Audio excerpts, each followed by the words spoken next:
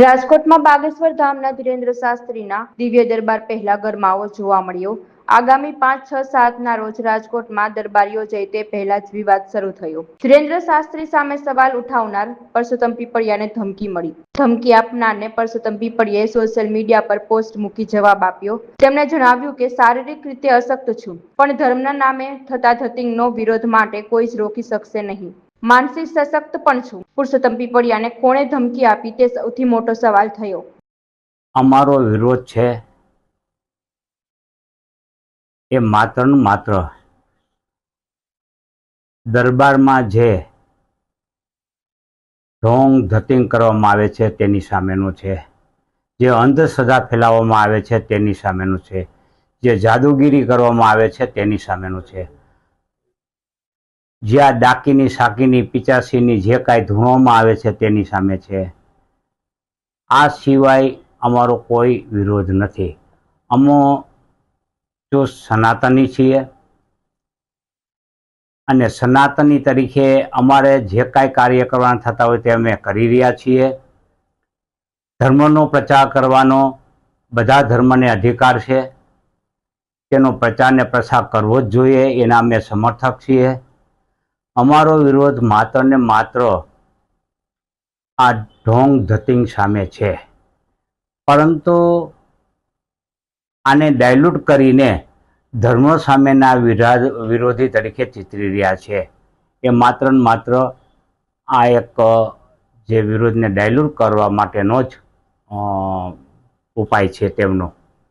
Social media દ્વારા, અન્ય માધ્યમ દ્વારા ગાળો આપીને, બીજી અન્ય રીતે આપે પણ વિડીયા જોયા છે, સોશિયલ મીડિયામાં ધૂમ મચાવી રહ્યા છે અને ધમકીઓ આપે છે અમુક યુવકો।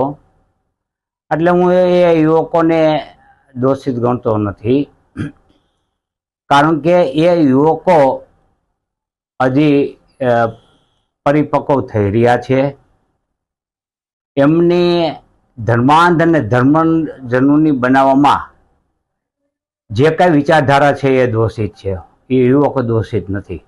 સનાતની વિરોધી હું એટલા માટે સાબિત કરી શકીશ કે વિરોધી નથી। મેં રૈયા સ્મશાનમાં શિવ મંદિરનું નિર્માણ કર્યું છે।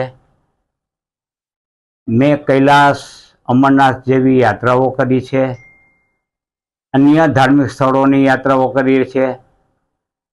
હું ઘણા જે ભાગવત કથાના આયોજનો છે એમાં ભાગીદાર રહ્યો છું, પાર્ટિસિપન્સ કરેલ છે।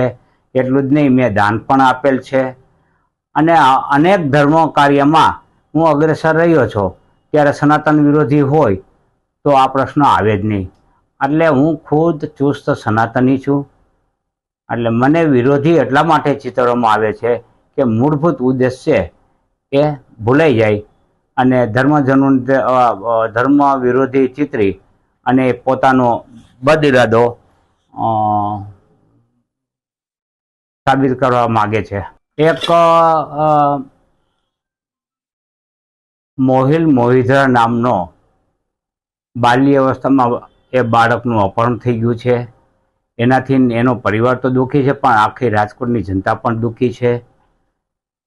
એ બાળક ક્યાં છે, કોણે અપહરણ કર્યું છે, બસ એટલું બતાવી દઈએ તો હું બાબા બાગેશ્વરનો ક્યારેય વિરોધ કરીશ નહીં અને વિરોધ કરેલ છે એની હું માફી માગી લઈશ, એના પગમાં પડીશ અને હું એનો ભગત બની જઈશ, હું એનો સમર્થક બની જઈશ।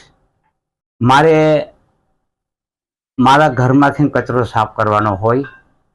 સૌ જે ધર્મના અનુયાયીઓ હોય એ પોતાના ધર્મનો કચરો સાફ કરે। મારે બીજાના ઘરનો કચરો સાફ કરવા જવાનું હોય નહીં, એ એનો છે। આવો હરકતું લેવા હું ક્યારેય માગતો નથી અને લેવું પણ ન જોઈએ। સૌના ધર્મમાં જે કાંઈ ખરાબ હોય એ ધર્મના લોકોની જવાબદારી છે કે એમને સુધારે। મેં બધા ધર્મનો ઠેકો લીધો નથી, મારું માત્ર કામ સનાતન ધર્મનું છે। એટલે આવી બાબતો ઉજાગર કરી અને લોકો છે એ તમને વિરોધ કરતા ટાળે એવા પ્રયત્નો કરી રહ્યા છે, જે યોગ્ય નથી।